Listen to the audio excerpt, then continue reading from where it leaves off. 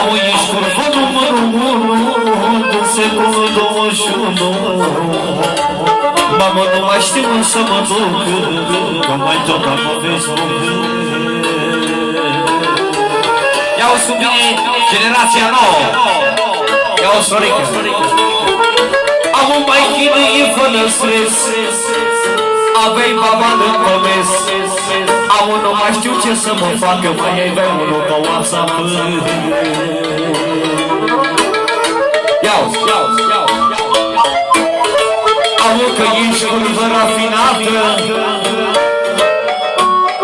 Măie, mamă, că ești curvă rafinată și mi-ai la viața deodată.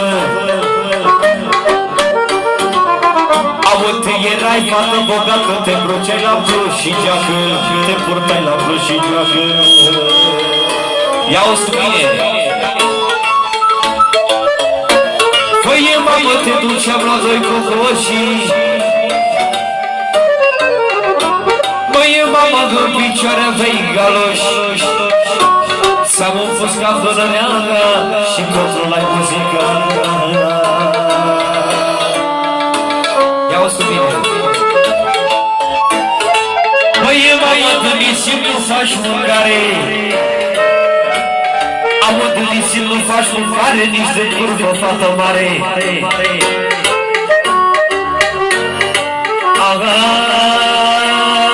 Dă-te prin curvă vreodată și dă-te blestem vreodată. Nici Dumnezeu nu te iartă, nici un bufă nu dă-ți leagă. Ia-o să vine. Amu că viața este prea grea. Măie, nene, că viața este prea grea, când făceam pușcăria. Amu, nimeni nu mă cămăta lângă, auzi că mă și auzi două vorbe care spune cam așa.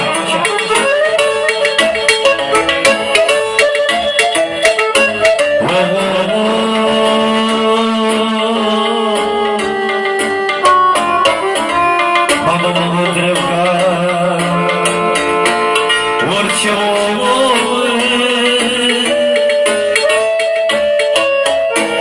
măie, dacă vreodată am să mor, am să mor să nu mai scol.